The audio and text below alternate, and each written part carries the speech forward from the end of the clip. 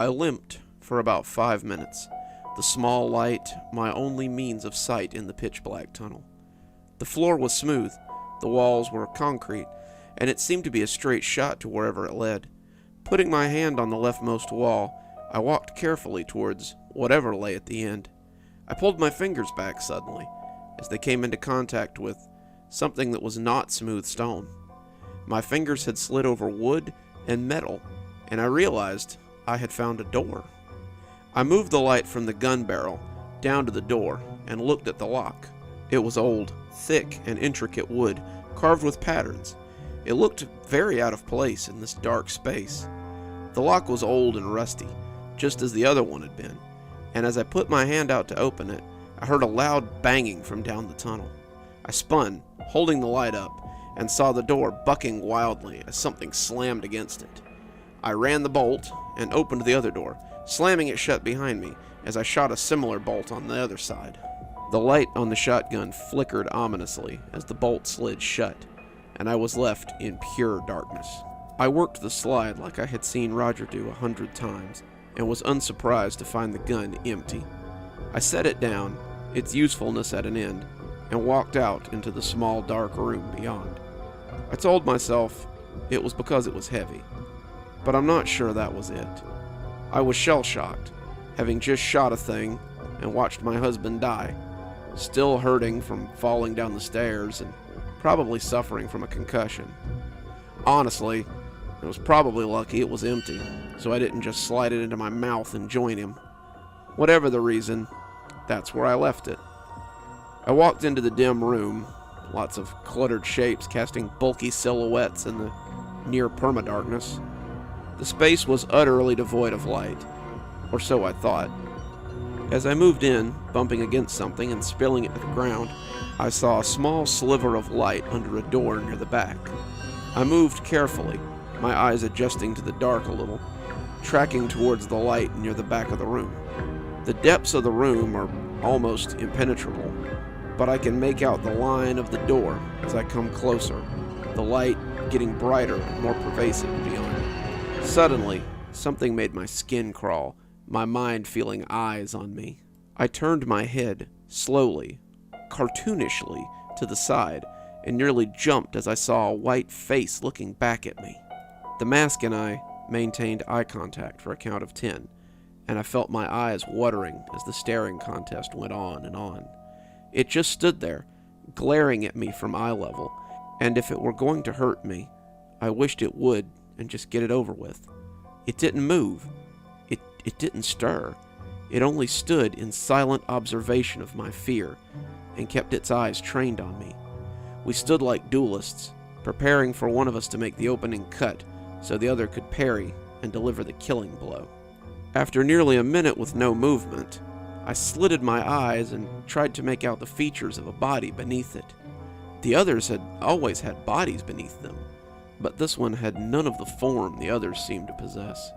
I found myself moving forward, hands out like a blind man, and hesitated before my hands could find the edges of the delicate mask. I lifted it up, only then realizing it was attached to a stand, and not a person. I looked into its featureless eyes for a few seconds, nearly hypnotized by its frightening visage, before setting it down and moving back towards the door. The door was locked, but the key was hanging next to it, and it fit smoothly into the lock.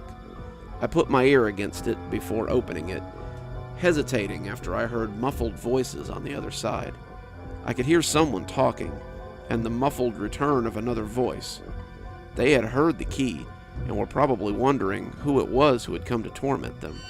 I still had no clue where I was, the crack of light doing little to illuminate the room. And if I was going to get out of here, I would need their light to do it. I pulled the door open and found the last thing I expected, a pair of half-grown teenagers hiding beneath a single bed. The room was childish, to say the least. Posters on the wall depicted cartoon characters I'd never heard of. A toy chest with stuffed animals and some battered toys poking out of the unoccupied corner. The floor was concrete, but it was covered in threadbare rugs, and the walls were painted drywall that looked like a kid's vision of a cloudy sky. I found myself staring at those clouds for a few minutes. Where had I seen those before? One of the girls moved hesitantly, and it stole my attention. She was about 11 or 12, her long dark hair hanging lank over her eyes. The other was blonde, her hair hacked very short, and she looked at me fearfully like I might be a monster. She was older, 16 or 15 maybe, but she looked even more afraid than the other girl. While the blonde girl cowered beside her bed, the dark-haired girl crept forward, looking at me like a wild animal who wants to eat your offered food but is afraid of the consequences. She came within 3 feet of me when a metallic turning noise from the corner made her scamper away to hide. I looked up at the source and felt my blood run cold. It was a camera, a simple silver box on a guided arm that turned and purred easily. As it turned back towards the door, I couldn't help but notice the sticker on the side of the camera. A very familiar sticker. When a loud crash came from the next room, I glanced back out into the darkness before looking back at the girls as they huddled in terror. No chance to hide in here, I thought, and stepped back out into the pitch-black room on the other side of the door. I could hear someone coming down the stairs, their footsteps agitated as they came. I ducked behind the ghostly shelves, trying to hide, but my stealth was negated a moment later when the bright overhead lights came to life. Suddenly, I knew exactly where I was. I was crouched amidst shelves that nearly toppled under the weight of countless trinkets. Trinkets. That was the wrong word, though. I had realized that these were no trinkets, just as the soft steps came tentatively into the basement. These were trophies, prizes taken from past conquests. As I sat huddled amongst their treasure trove, I began to hold my knees as I tried not to shake apart. The facts were all coming together now, and the realization shook me deeply. The footsteps came closer, the soft steps of someone much smaller than the one I had shot. I had let them into my house. I had invited them into my home. I had welcomed them in as friends. They had eaten at our table, smiled and laughed at our stories, and then they had come by night to torment us. Why? Why had they done this?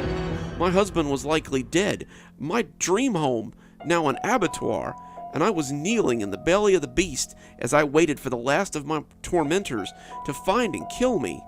When Lauren spoke, I shuddered hard enough to rattle my teeth. "I know you're here. Why not just come out and make this easier?" Lauren's voice was a patchwork of barely contained rage.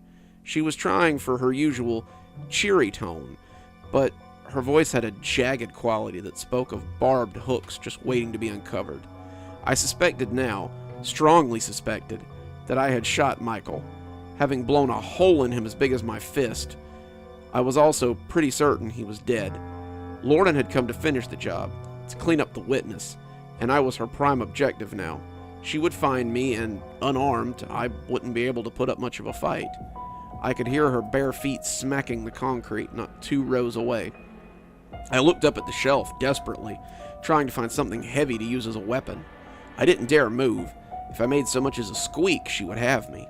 I saw a doll with a half-burnt face, a sewing needle in a glass holder, a lamp with a heavy base, a wicker picnic basket, and more clutter than my eyes could work through right then. I thought about the wicker basket, but my eyes kept coming back to the lamp. "I will find you," she sing-songed, her feet still making that little pop noise as they came. The lamp was what I settled on. It was heavy enough to knock her out and probably block that knife if she tried to swing it at me. I cursed myself for not bringing the gun that was less than 20 feet away and empty. It might as well have been on the freaking moon, though, at this point. It would do no good to wish it were here now, though, and so I wrapped my hands around the narrow dip near the base and prepared to swing it. She was at the end of the aisle now, and I could see her shadow. That's when she noticed the door I had left open, and all thoughts of finding me fled from her.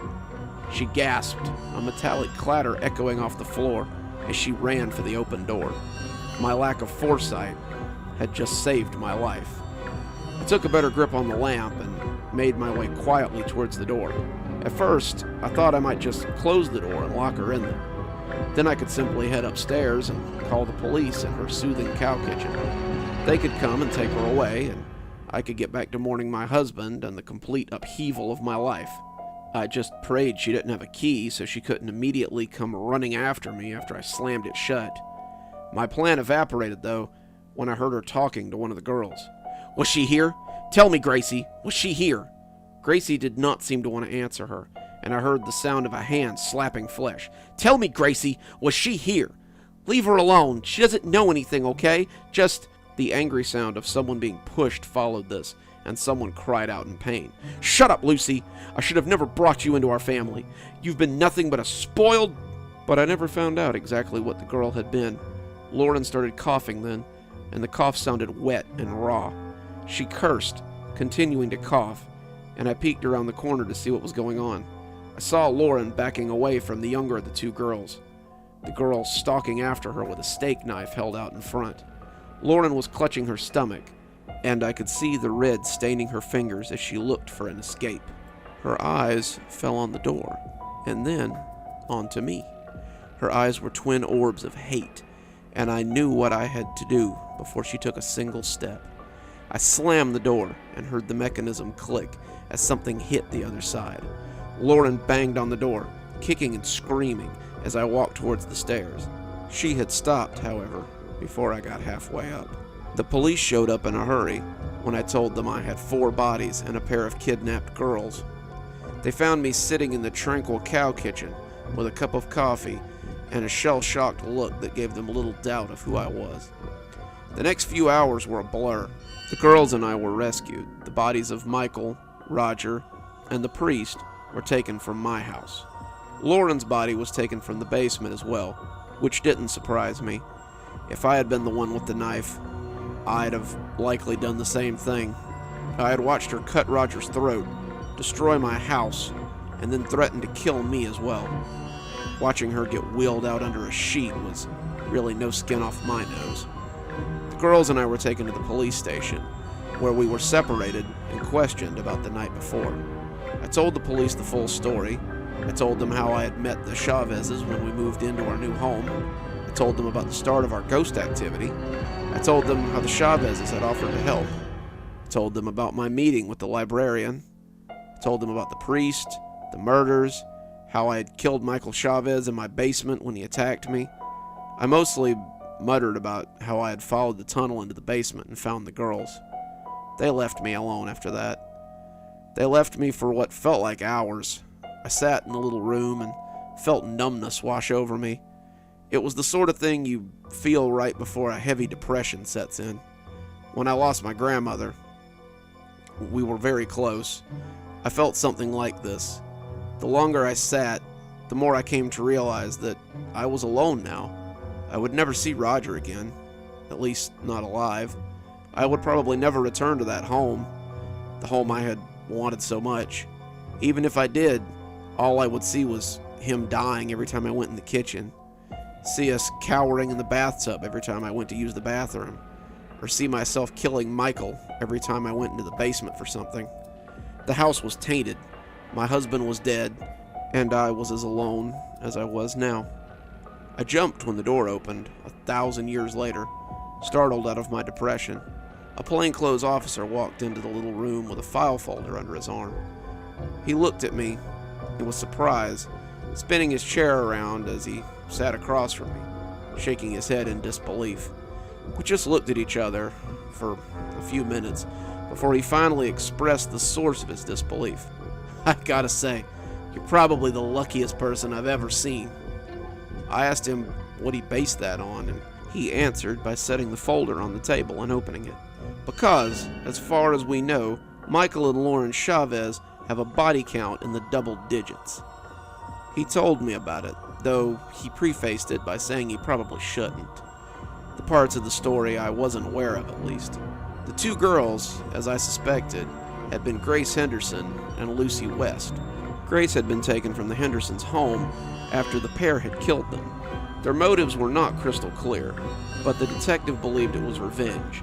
The Hendersons had long been suspected of creating the fire that had burned down their shop and framing the Chavezes for it. Mr. Henderson had owed a lot of money to debtors, and the lawsuit had cleared almost all of his debt and left him in the black. The Hendersons had been their enemies, but killing Grace, a girl of 4, was probably a step too far for Lauren. Why? I asked, not sure how he could put anything past them. Lauren Chavez, you see, is barren. She was incapable of having children. She had received this news not long before they took the Henderson job, and the idea of simply taking what she had been denied was appealing to her. They kept Grace in their basement until she became used to the arrangement, and then started letting her out a little bit. That was when Lucy West saw her. Lucy West had been taken for the same reason, he suspected, and they were also the reason for the murders. Michael Chavez likely had no interest in kids, but Lauren wanted a big family. She had often told her friends that she had been an only child, and that she had always thought it would be nice to have a house full of children to curb her loneliness. Killing the people who lived in that house was a means by which she could take more children. She took the Greens baby after they were dead. Of this we have little doubt. The fact that you didn't find him in the basement, too, likely means it died without its mother. So they kept killing, Lauren persuading Michael to help her so they could keep collecting footage, so they could get back in the spotlight. You and your husband had no children, so you were of no use to them. Thus, they had to get you out of the way.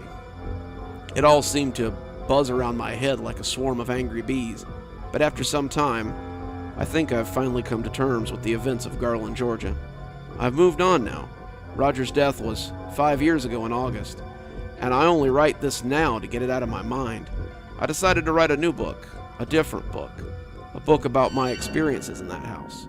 My old agent thinks it will sell. Paranormal thrillers often do, and he thinks that the touch of realism will help it sell. I laugh every time he says, a touch of realism. For me, those events were all too real. Good evening, my little creeperonis. It's me, Dr. Plague. Thank you so much for joining me for tonight's reading. If you'd like to support the show, we have a Patreon thing going on. Those of you in the $5 range, that's the Spooky Skeleton tier, have your names read out at the end of every video. As you can tell, there's still no names, so you could be the first. Just go on down and be a contributor. You can also buy my books on Amazon.